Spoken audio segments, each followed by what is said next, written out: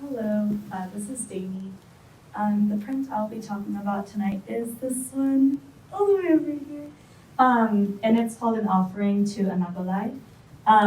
The print is part of my series, which is a poem that I wrote, and the text on it says, "And when does an offering become healing?" And it is a portrait of myself cutting off my hair with kitchen scissors, which is something that I did not only as a child, but as a teenager and as an adult, embarrassingly enough. In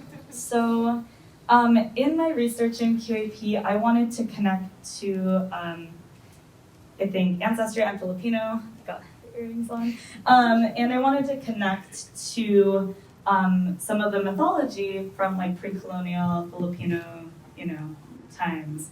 There are a lot of different cultural regions in the Philippines, and so I was focusing mainly on where my family is based in from my knowledge. So my research led me to looking up a lot of pre-colonial Tagalog gods and goddesses and deities. And one that's really struck my interest was the goddess Anagolay, who is the goddess of lost things.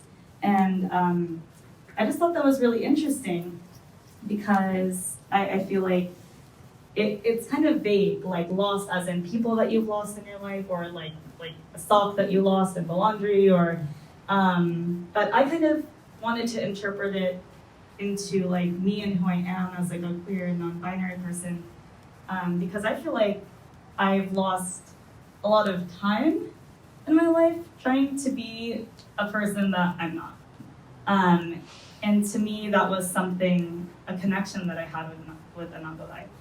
She also happens to be the child of the deity Lakapati, who is actually like a gender non-conforming deity and the deity of fertility, which I also thought was very interesting for there to be kind of like a gender fluid deity who happened to birth this child who's the goddess of lost things.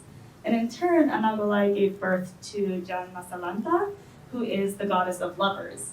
And so to me, I was feeling like, oh, Anagolay is in between these generations of fertility and love, and in between those things is someone who is a protector or someone that helps people search for things that are lost from them.